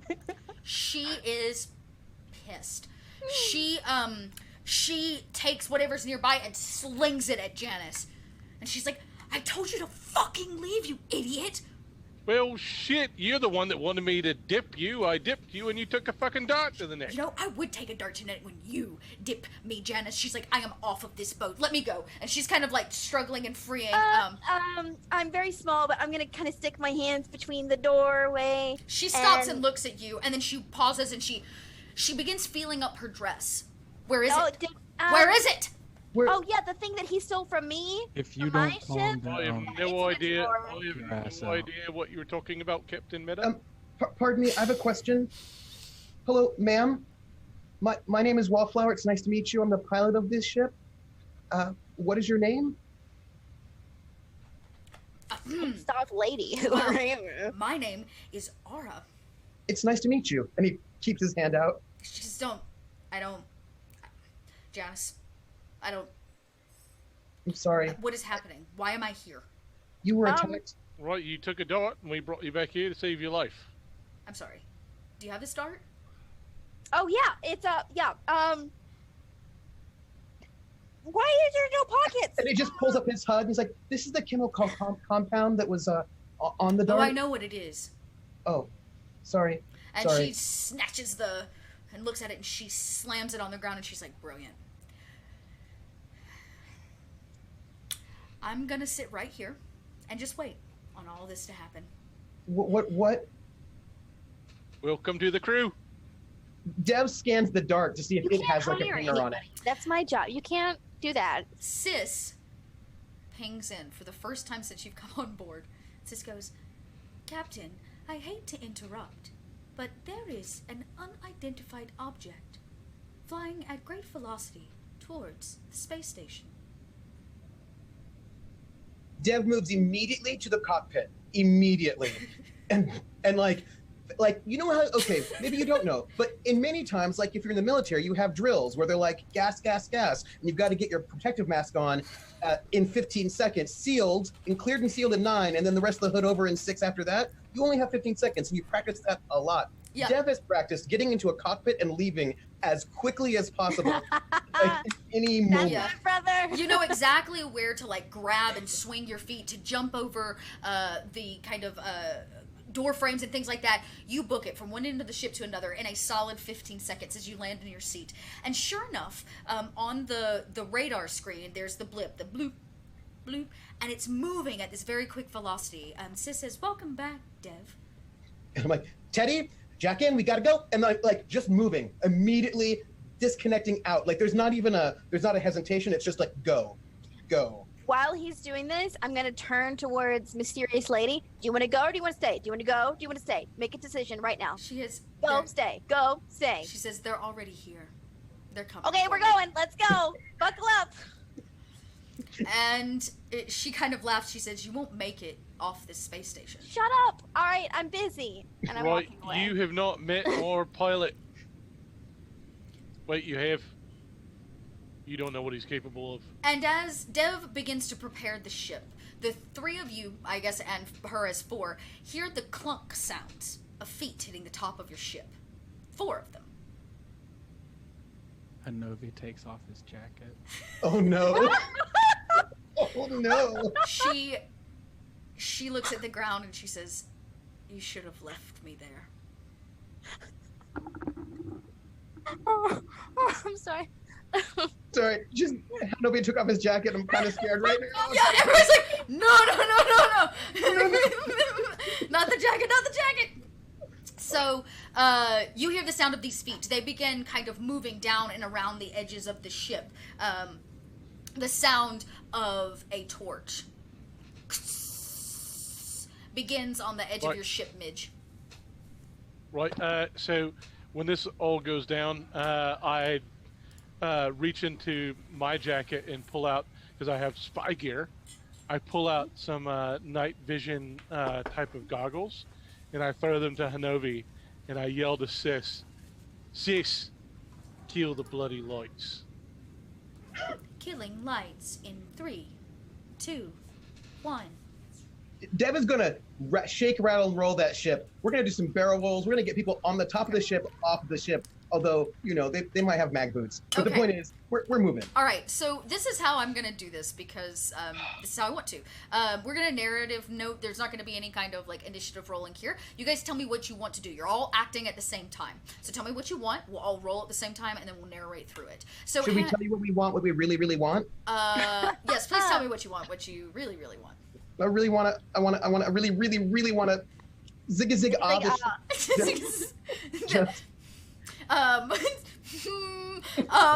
Really want to shake these. Nice Space Girls reference. They're pretty good. Space Girls are great. Like there was a concert there at the party. All right, Dev, tell me what your plan is here for the ship. So we're in the dock. My plan is to move up. What I would like to do is move up and crush who's ever on top of the ship against a wall. Not hitting the ship against the wall. Sure. But, like, I feel like they don't have as much, you know, I can get close. Yeah, And absolutely. And then once I hit up, out, upside down, like, you know, like kind of like do a barrel roll out. So the point is try to knock them off, or if at least as many as I can. All right. And us out. And how would you like to roll it? I would also like to, if you don't mind, not go straight out, but go kind of like up, because I know there's something coming in, so I don't want to sort of like hit the path of a thing. Yeah, sure. Yeah, you want to avoid the path of it. Okay. Yeah. All right. We'll have you. Are you rolling a pilot for like? I'm helming all over the place. Okay, so you hold that helm. Hanabi, what are you doing as you take off your jacket and basically the action music kicks in? Everybody's scrambling to go and do things. Yeah. And I take my jacket off, I'm holding up my sleeve, and I take this little like night vision thing and set it like on a little shelf. And I turn and I look to this woman and I say, "Who exactly is this?" And then I'm positioning myself next to the airlock where I'm imagining they're going to cut themselves into. Yeah. Because you can bypass it pretty easily. I'm just next to the airlock, kind of waiting in case it opens. All right.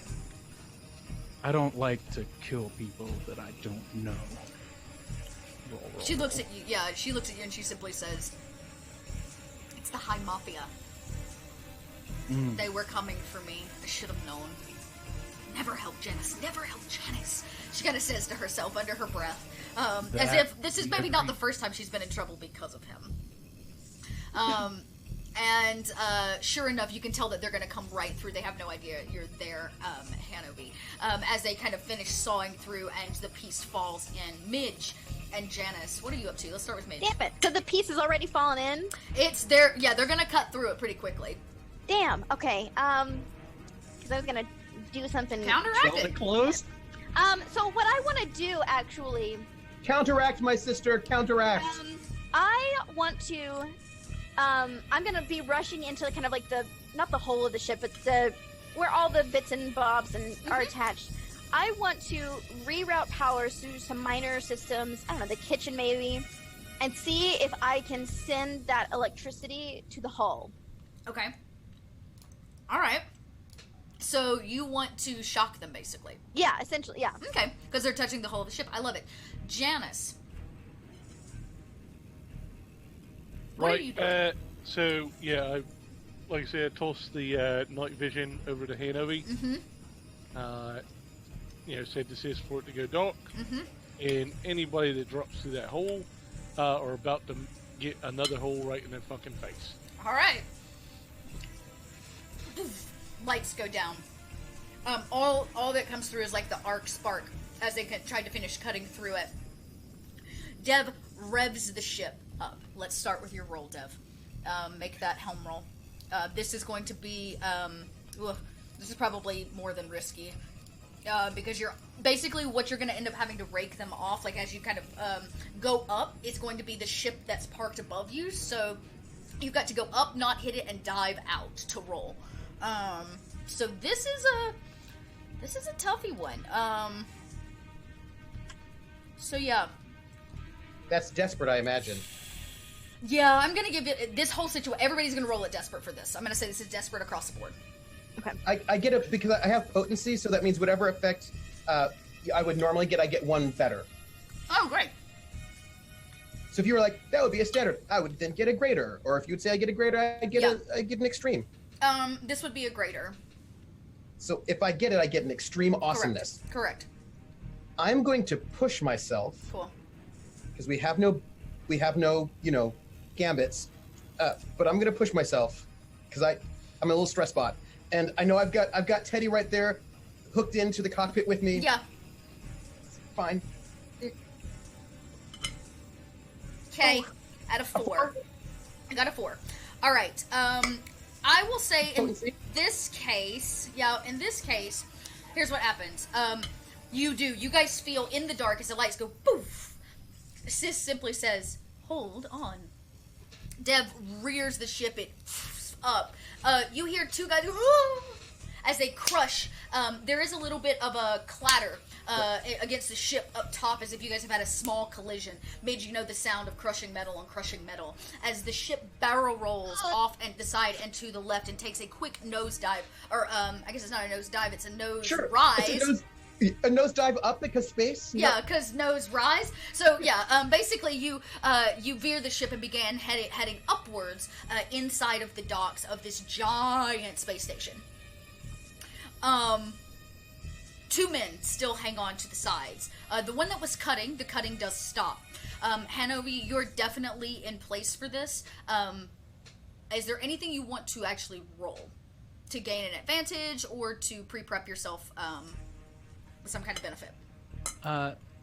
So they're cutting through the ship, but it's been a little waffly if the part of the ship they've been cutting has fallen inside yet, if it's still in the hole and yet to been pushed in, or has fallen out of the ship. It's definitely not fallen in yet. I think her goal is to stop that, but thanks to the daft piloting of Dev, it seems that they are not through, though there is definitely damage to the hull. Sure. Have they cut enough that said piece could be moved? Mm-hmm. So For sure. the muscle has a starting ability called Unstoppable. I love it. I can push myself to do one of the following. Perform a feat of physical force that verges on superhuman, or engage a small gang on equal footing in close combat. Okay. So I'm going to speak out pretty calmly to Dev, keep us in atmosphere, and then I'm going to kick this piece of hull out of the ship with the person still on it. And Yeah. see if I can just kick his ass off. And I love it. Would you like a scrap for that? Or Definitely a scrap. Definitely a scrap. Also, a scrap of metal off of our ship as well. Also true. So we'll take this as a scrap. This is a, I will give this to you as risky. And yeah. Okay. And great, limited, extreme, standard. This is a pretty standard activity of bursting through this thing. I have a feeling you're gonna get it, but we'll. Okay. It'll be a pretty standard thing. And so my scrap is 2. 2. I get an additional 1 die Uh-huh. from Wrecking Crew. Oh, right. Yep. I have to push myself, which gives me an additional, so that's 2 bonus, 2 bonus die. plus 1 effect on this action. Nice. Okay. Potency. Nice. So- Oh, Holy. nice. You.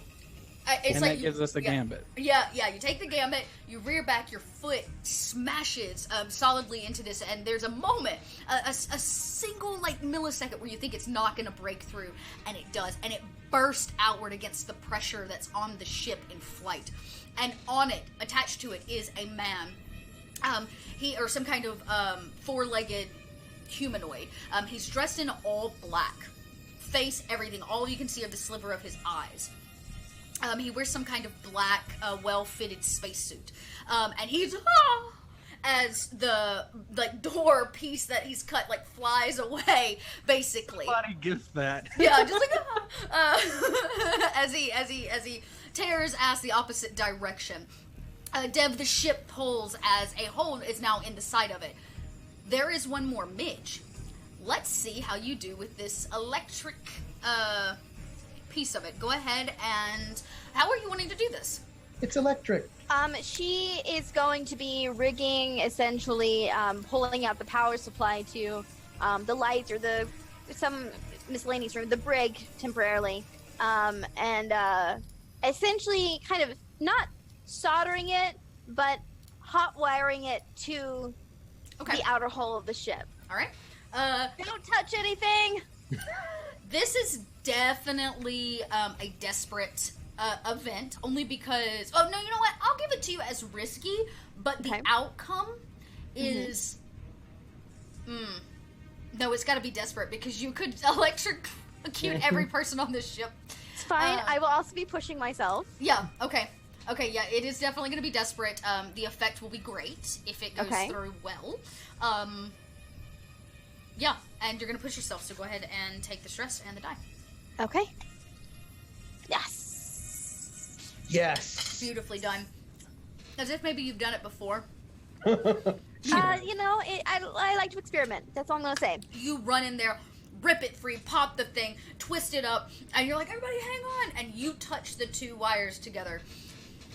Sends electric shock against the outside of the ship. It buzzes, and just as Hanabi's foot leaves the metal door, it arcs across the space as the guy flies away on the chunk and the piece.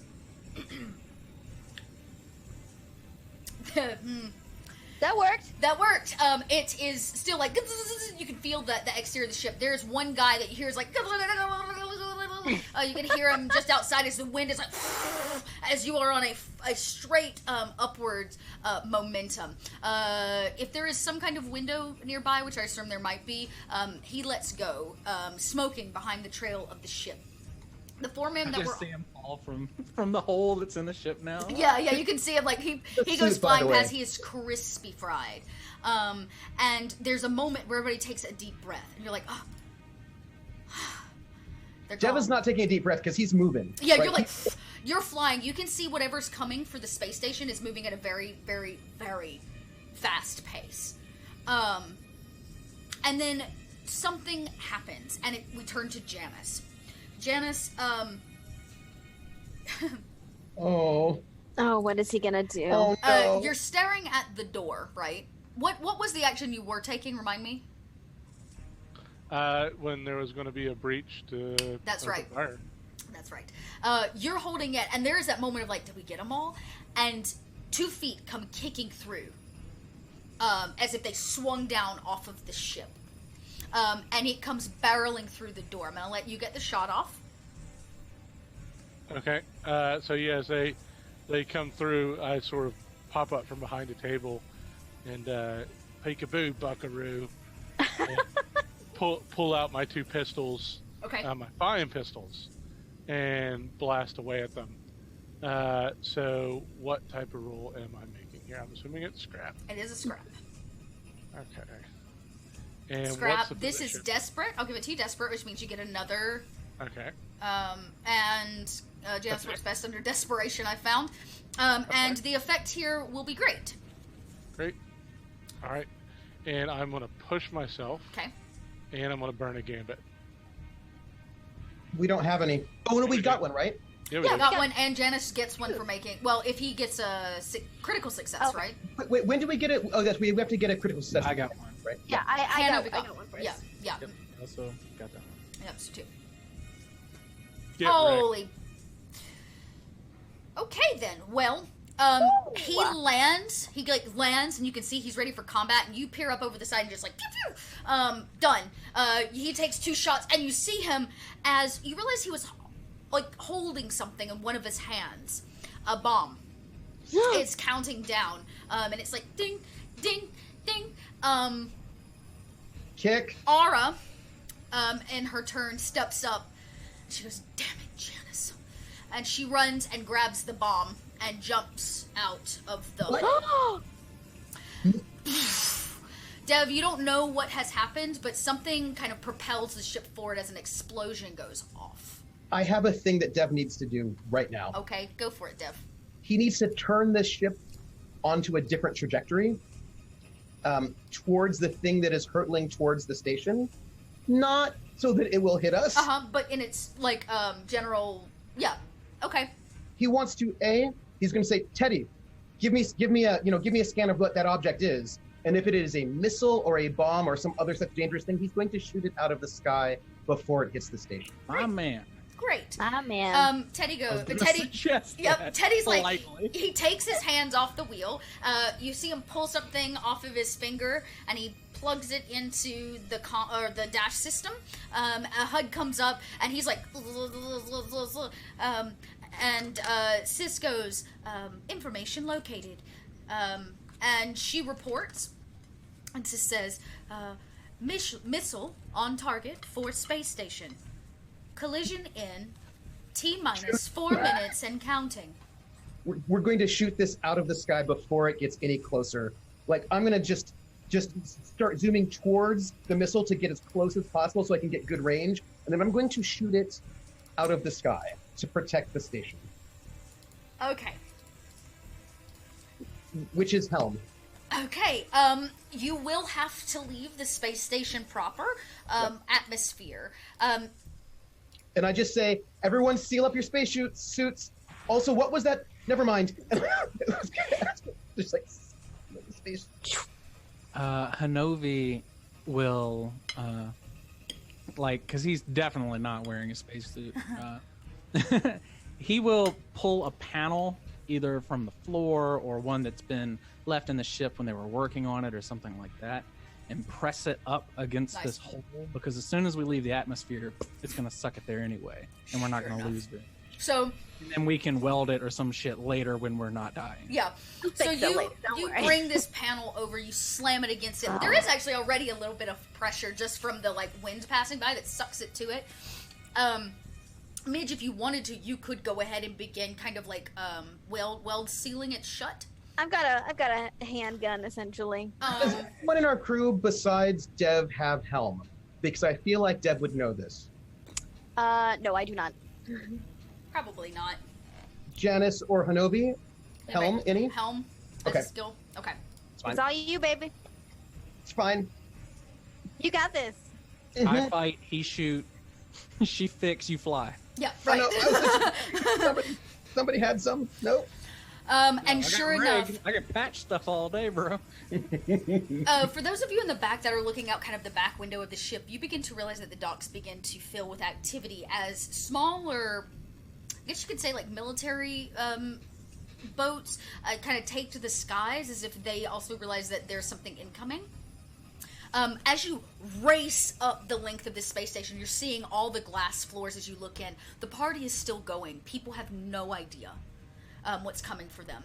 Dev, you race. The Oculus opens up willingly and lets you out. As soon as it happens, sure enough, the metal plate actually like crumples outward as it seals itself around the edges, making a plug for the time being. Dev, you race ever closer. I am going to need you to make another helm. Before I do, Uh-huh. I'm just going to say, Janice, can you get on targeting? Because maybe he can assist me, because both these people can... Janice I clearly... say, He can aim. Dev, I studied this. I still have +1D for a roll using the ship's structure. And Oh, yeah. Okay. Oh, that's right. Okay. So I'll give that +1D to you, brother. Nice. Nice. By Well done. doing targeting computers, right? You're going to, like, Okay. targeting. Mm-hmm, Okay. Targeting's happening. Things are going. Janice, the guy that you shot, his body lays on the floor in front of you. He still sputters. Jadis goes over there and just fucking beats him to death. Oh. Okay, no questioning, no nothing. You just beat him till he's done. Jadis is he's over the edge at the moment. Yep. Dev doesn't see any of this. He's concentrating on flying. He does not see the brutality. He's literally when he sees what happened to Aura, he literally just sort of slumps, drops his pistols to the floor, and walks over and just rails on this guy. It only takes one, maybe two punches before he's a goner. He's bleeding out everywhere. He just keeps going. The ship races towards it. As it gets closer, Dev, you can see it. It is definitely on track to hit the space station. It's pretty indescript. There's no markings on it. It is not military. I'm making sure, by the way, I think it's a fairly trivial thing to do. I can just ask Teddy to make sure that everything that's happening right now is being recorded. Yep. So that, Damn, I bet you guys paranoid. maybe? Can I do something that's a little crazy while all this is happening? Yeah, by all means. After essentially I've shocked the thing, I'll plug it back in. I want to head to the helm, kind of lean over in front of Teddy. And what I want to do is essentially, if I'm able to broadcast it without hacking anything, I'll do that. If I have to hack it, I'll do that. She is going to send out a message, especially station-wide, but directly to the military, and I guess public broadcast directed to the Assassins Guild. Okay. That essentially shit has hit. This is really brave. Okay, that shit has hit the fan, and that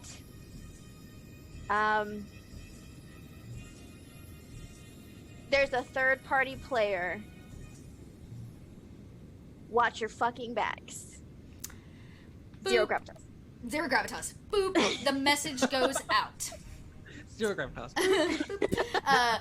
All right, Dev, let's get the attack on this thing.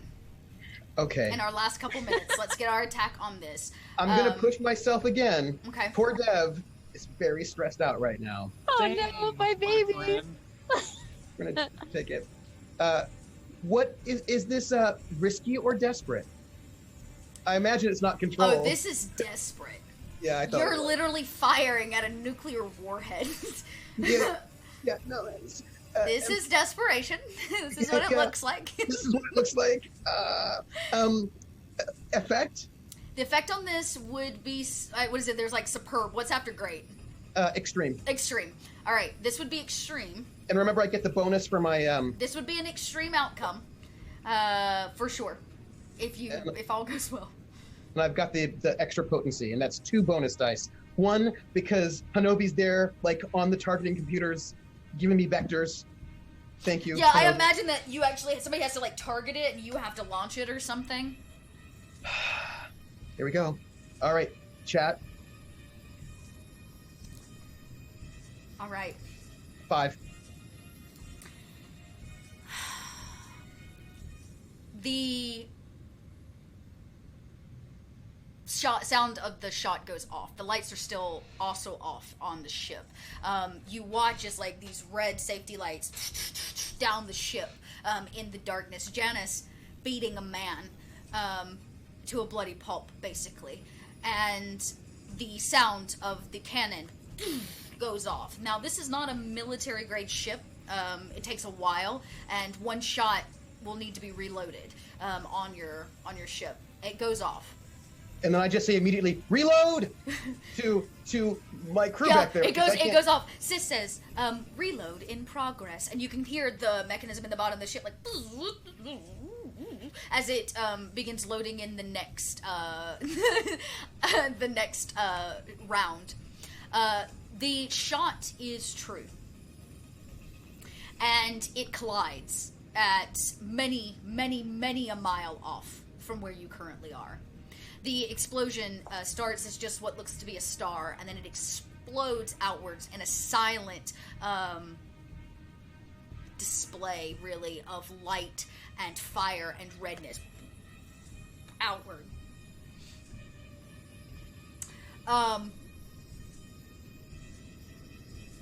By that's all being beamed back. Yes, you can see this all. Like, all of this is being recorded. Yeah, the fire kind of dissipates. It crackles through the, I guess, space, and comes kind of to a halt. Silence fills the cabin as there seems to be a calm, a breath, if you would, of fresh air. That's allowed Dev just to be had. for those military ships. Like Dev is just like scanning. Because that missile came from somewhere, right? Yeah. From what you can tell, you don't see it. The smaller ships that were leaving the space station quickly pull up behind you, being much more maneuverable. You can kind of see them out of the window as they create formation with you. And then there's a second thing that happens. Off a mile in the distance, the explosion, a second wave, beams out. This time it's not made of fire and red energy. It's made of some kind of blue electricity. As it crackles outwards, it smashes into all the ships around you first. The lights in them go dead, and they begin floating.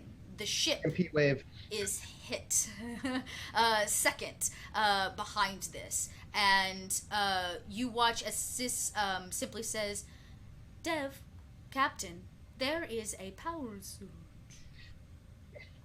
Sis? The electric shock kind of goes around the ship. It hits your Teddy. Teddy? Teddy's head goes down.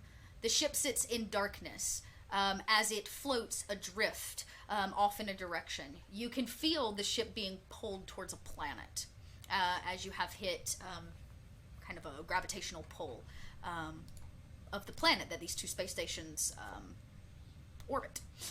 As you float again adrift in space, where we started 4 episodes ago. And then you hear... And you killed Teddy! You hear Hanovi take a deep breath, like... and fall to the deck. Oh no, does he have a... He has a thing. We'll do next time. Oh my gosh! Yeah. Give it epilepsy? Things not even your GM knows. If the... No, you know. You just might not know. Oh my god. Okay, well, gang. What a crazy packed little episode we had. Oh. Dev. Dev, you're just... Oh, Trooper, you're killing me. Oh, Okay. no. Everybody take a deep breath. We want to thank you for all the bit donations out there. For the record, the 5 space ninjas would never have shown up had you not helped us get to that point. They weren't even supposed to be there. Wait. Are you telling us that those 5 space ninjas were the result of all of the bits thrown at us today? That is exactly what I'm saying, Trooper. I'm so glad I've been very clear. Are you saying that the chat gave us space ninjas? The chat gave though space their ninjas. donations directly influence the game that we all play and come back to the cast in the form of money later on to help continue such projects? I just want pie, okay? I don't like to die. Well, it's Well, you had 2 different kinds of donations, the pie and the pie, and maybe one day we'll get to the pie. Well, it has been, gosh, just so crazy. I have to say, I was not expecting you to put yourself in harm's way of the missile. Knowing the 4 of you, I really expected you just to run, and that missile hit the space station, which is what it was My intended brother for. is an honorable man, okay? And Aya would murder all of us. Well, technically she couldn't. 'cause That's she's true. dead. She would murder you for having. She's not on the station anymore. So Wait, she's on the stage? She left? Yeah. When did she leave? After their dance, she said she had to go do some more. Yeah, she I thought left. she just- No, she left the house, the hideout, the safe house, to all of you during your time there. But she said that she would have to go elsewhere to get the information she sought. She also gave Hanover some other information. We have some chatting to do. Yeah, there's some serious chatting. All right, my oh my. My oh my is accurate. It looks like you guys may be groundbound. It's fine. It's fine. Nobody's panicking. It's okay. Oh my god, if my expensive ship crashes, Let's start with I've been so much debt. let's start with the man who lost a lot tonight, Janice. Jason, tell us who you are and where we can find you online. So yeah, Jason T D&D DM on Twitter. I was the inaugural DM and gaming coordinator for D&D in a Castle. The organizer for Jasper's Game Day live stream. Cast member here and on Tales from the Grim. And coming up in January, the D&D gaming coordinator for a cruise. Ooh, that For a sounds like cruise. So Fun. last Sounds more like details- vacay. Yeah, Hear more it's de- getting off the ground. yeah, more details to come. So very cool. it'll be fun That's times. pretty cool. Oh, wait, I can do this. How are you but, feeling? Yeah. Yeah, I'm like I there's yeah. Yeah. Thing, I know thing, the thing, feeling. things are going to go. Big girlfriend, huh? south. Things are going to go south, really bad. Janice. Dev says power of friendship like My Little Pony will fix all of it. You I know, mean, I we'll always see. got something up my sleeve. We'll see what happens. It's always darkest before the dawn. So This is true. there's he's falling hard right now. So we'll see what happens. We'll have to see what happens. Well, we're gonna move right on up the screen to JB. JB, tell us who you are and where we can find you when you're not taking your jacket off and making everybody sweat. I love that Hanobi takes his jacket off. God screamed. Yeah, A I'm jacket can be used as a powerful weapon. also drop the die on Twitter, Instagram, Facebook, all that good stuff. Currently doing some D&D stuff. I'm gonna have some publications coming out. I dropped below 3,000 followers on Twitter, which means we get to redo 8,000. So we get to redo my 8,000 follower giveaway. Oh, hot dog! Come check it out. We're gonna celebrate regardless, because that's just how we got to do things. Come check it out, and we'll be giving away a set of dice, probably starting tomorrow. So come get on that. It's free. So That's pretty great. All right, yeah, get on that. I'm gonna get on that. Adelaide. Yeah, that's me. I'm O Adelaide on Twitter. I am a cast member, I guess, at Little Red Dot now. I am also playing Ophelia Fournier in Capricorn Cross's Twitch game that's on Fridays. And I am soon to be a cast member. Well, I'm already a cast member, but the show will soon start in August, and that is on Go_JG's channel. Yeah, JG. And super high fantasy and playing some kind of dryad librarian nerd girl. So that'll be pretty fun. Cute. Yeah, and I run Taverns of Dragons, a Discord looking for group-esque community. All And that's right. all I got. I don't Twitch stream, so. That's well, yeah, you do. Here you are. Well, here, but not on my own. Oh, I see what you're saying. Oh, okay. Well, lots of places still we can check you out. And last but certainly not least, the pilot of the hour. Trooper, tell us who you are and where we can find you online, sir. I am Trooper SJP, and you can find me at Trooper SJP on Twitch. And I stream for the summer Wednesdays, Thursdays, and Saturdays on my channel. You can also find me on Fridays at 2 Eastern at the Greyhawk channel, where I play Edric, the very emo Oh my god. dwarf. He wears black, and he's a cleric, and he loves the cure like moons.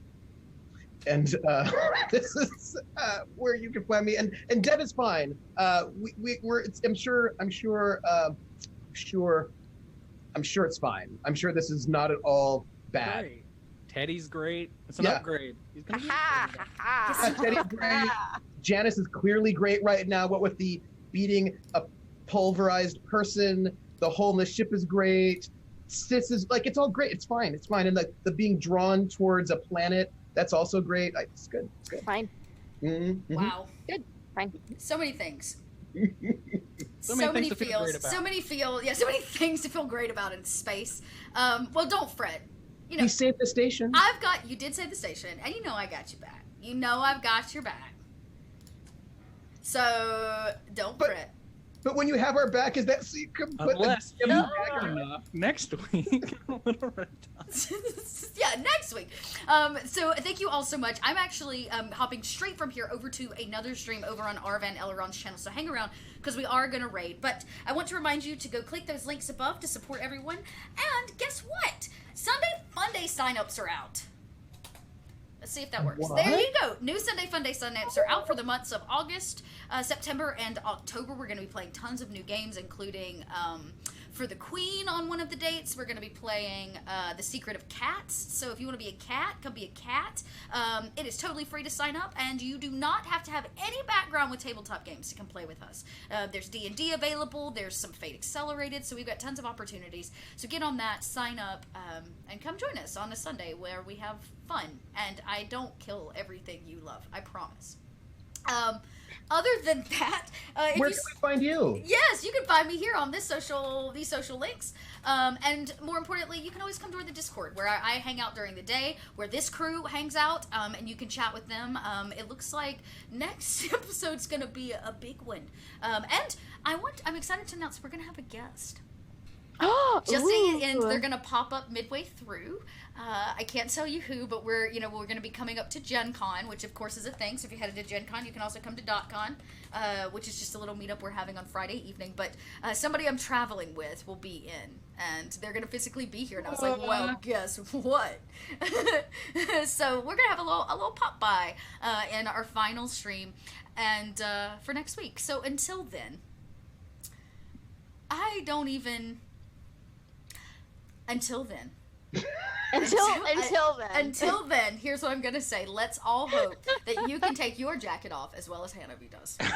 Oh, Impossible. I don't know if any of us It's can. impossible. It's impossible. All right, gang. Until next time, thank you so much for the support, and we'll see you next week for the finale of the Purloin Code at 8 p.m. right here on the dot lab. Until then, bye.